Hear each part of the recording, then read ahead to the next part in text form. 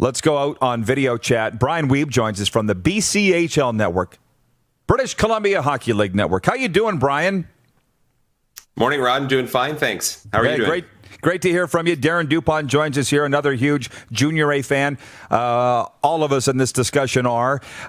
Listen, let's jump right into BC Junior A hockey because I've been trying to follow it as closely as I can. It's like facilities are closed in Prince George, yet the Spruce Kings are playing, and Dr. Bonnie Henry's got this cap on activities, yet I understand you're playing. Can you take me through the last 2 months in the BC Hockey League?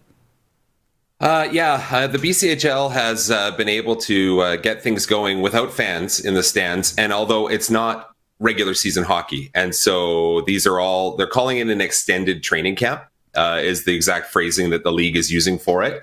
And these games they matter, though. I mean, normally you see in preseason where teams are trying out players and that kind of stuff, like rookies coming in that maybe aren't going to make the team. They're looking ahead to next year, affiliates, that kind of stuff. That's the normal exhibition season. Nothing's normal in 2020, though, right? So what they're doing is a lot of the teams have their complete roster. And so as a result, these games have been incredibly competitive. These games are being treated like regular season games. And a lot of NCAA scouts are watching these games online through Hockey TV. And as a result, a lot of these players are getting college commitments out of it. So the BCHL has been able to operate with no fans and in a limited capacity. Now, Bonnie Henry put a cap on that a couple weeks back, where she said that travel wasn't allowed within the Fraser and Vancouver coastal health regions, which means a handful of teams were put on ice, pardon the pun, for that, because they couldn't play, like Coquitlam can't play Langley or Surrey can't play Chilliwack, that kind of stuff. And so the teams on Vancouver Island, the teams in the interior are able to continue playing these exhibition games. But I don't know, there's another update coming in BC this afternoon, and I wouldn't be surprised if maybe the other teams are put on ice as well, but we'll see. Yeah, that was going to be my next question, is if all teams were able to play. Did those teams in the lower mainland at least get to start? Well, it really all depends on what the health authorities say, right? So, I mean, were they together and playing at any time this year is my point. Yeah. Oh, yeah. Yeah, absolutely. Yeah. They were playing up 2 weeks ago. And then basically what happened was the provincial health order came down on a Saturday afternoon. The teams were able to play that Saturday night because the order came into play at 10 p.m. And after that, it was no. Okay. Wow. So what kind of backlash has there been? Because just through social media, we're hearing everybody's opinions. Believe me, you can imagine how it went over on the prairies with the Freeze and the Blues with what they did here in Saskatchewan. The SJHL is being criticized, which I don't think the SJ cares. They're like, we're going to play. But has there been any anti-hockey crowd against the BCHL for trying to get on the ice like they have? I think the sentiments that you echoed are similar everywhere, that people are trying to, or leagues are trying to get playing. That being said, I know that like one thing the BCHL did this year that it had never done before was actually charge players a fee for this extended, and not the league, but the teams did this fee for this extended training camp. But I think that, like, Commissioner Chris Hebb has come out. He's been really clear in saying that this is for this season only, and the fact that it's not going to extend to 21-22. And so there is that criticism, sure. But the BCHL so far has shown that it can operate in a relatively safe situation without doing a bubble scenario like we saw with the NHL. But, I mean, the Surrey Eagles had a player test positive for COVID-19. Probably not the first, and probably won't be the last, but it was the first that we heard about.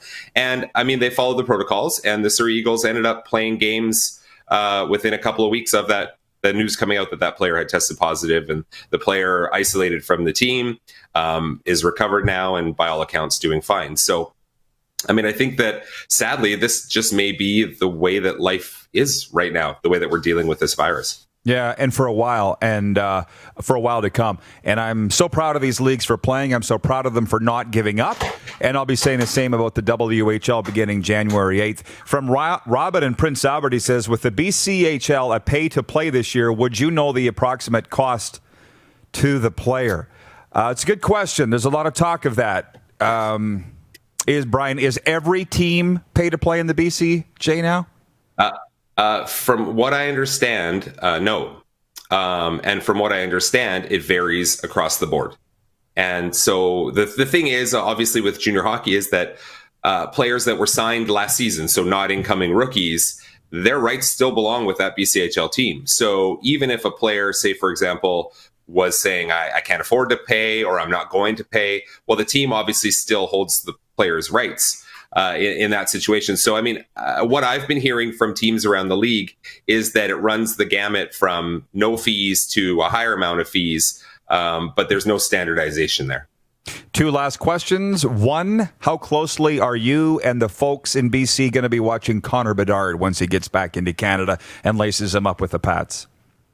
It's funny. I read the story on Connor in The Athletic yesterday, and he talked about how this season he wasn't old enough to play in the BC Hockey League because he's 15, right? And so, I mean, I can imagine that there would have been 18 teams climbing over each other to try to sign Connor Bedard for even an abbreviated, through December 20th situation like we've seen with so many Western Hockey League players coming to the BC Hockey League. But I mean, obviously, being a kid from the Lower Mainland, and I think that I can speak for a lot of fans that, I can speak for BCHL fans and wishing he was going to make an appearance in the league this year, but he's not. And so, we'll watch how he's doing, anyway, because it seems that from wherever you are in your region, we look at Matthew Barzell played a few affiliate player games with the Coquitlam Express before going to the Western Hockey League.